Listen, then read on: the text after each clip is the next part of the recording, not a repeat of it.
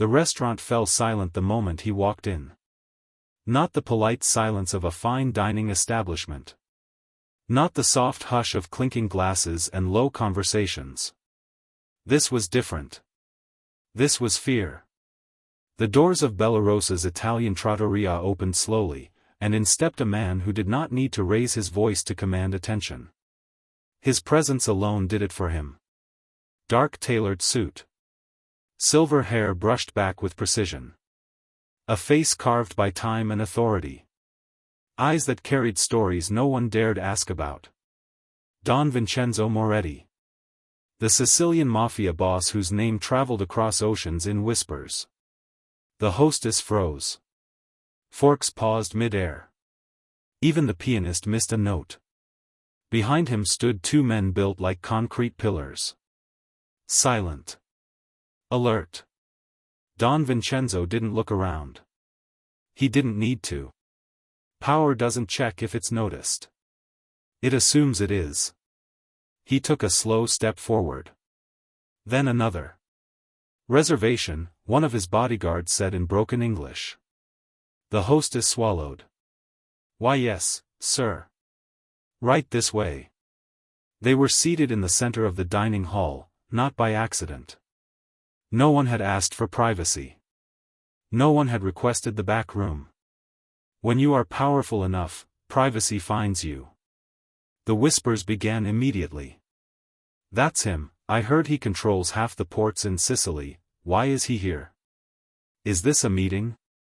At the bar, a man quietly paid his bill and left. Fear spreads quietly. Like perfume.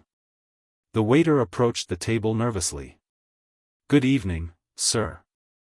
May I start you with some wine? Don Vincenzo looked at him. The waiter blinked. The Mafia boss spoke. In rapid Sicilian dialect. The waiter's face drained of color. I'm sorry, sir.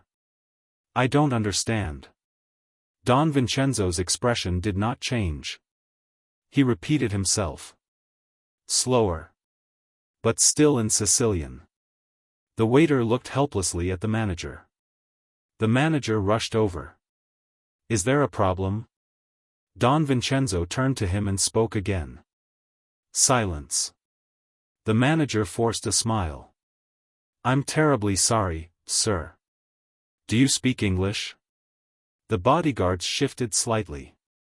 That was not the right question. Don Vincenzo leaned back in his chair, studying the room. He had come here intentionally. He had chosen this small New York restaurant for a reason. And yet, not one person understood him. The tension thickened. Then. A soft voice came from behind. I can help. Every head turned. It was one of the waitresses. She couldn't have been more than 23. Dark hair tied into a simple bun. No heavy makeup. No attempt to draw attention. Until now. The manager stared at her. Sofia? You speak Italian? She stepped forward calmly. No, she said gently. Then she looked directly at Don Vincenzo. And spoke. In perfect Sicilian. Not textbook Italian. Not tourist phrases. But the deep, melodic, countryside Sicilian dialect, the kind spoken in villages where old men sit outside stone houses and speak of honor and bloodlines. The restaurant froze. Don Vincenzo's eyes sharpened. For the first time since entering, something changed in his expression. Recognition. Sofia continued, her voice steady. She apologizes for the misunderstanding. She asks what you would prefer to drink this evening. The bodyguards looked at each other. The Mafia boss leaned forward slightly. Then he responded. In Sicilian. Sofia translated smoothly. He says he will have Nero Diavola. And he appreciates someone who remembers where they come from. The room felt different now. The fear had not disappeared. But curiosity had replaced some of it. The manager quickly nodded. Yes, of course. As Sofia turned to leave, Don Vincenzo spoke again. She stopped. She listened. Then her eyes softened slightly. He asks, she translated quietly, what a Sicilian girl is doing serving tables in America. Now the entire restaurant was listening. Sofia hesitated for half a second. Then she replied in Sicilian. The boss did not need translation. But everyone else did. She turned to the manager gently. I told him, my father moved us here when I was 10. He worked the docks. He passed away 3 years ago. Don Vincenzo's gaze did not waver. What was his name? He asked in Sicilian. Sofia swallowed. Matteo Russo. The name hit the table like a dropped glass. One of the bodyguards looked up sharply. Don Vincenzo's fingers froze against the tablecloth. The air shifted. Slowly, very slowly, he stood. No one breathed.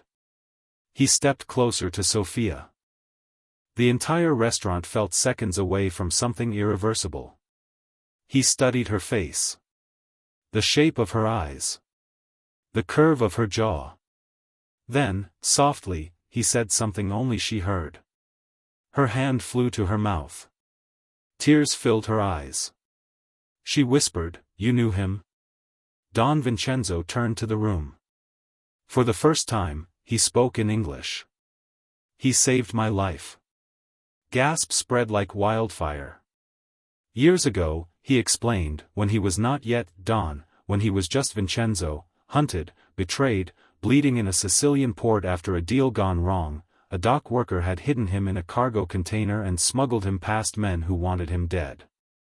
That dock worker was Matteo Russo.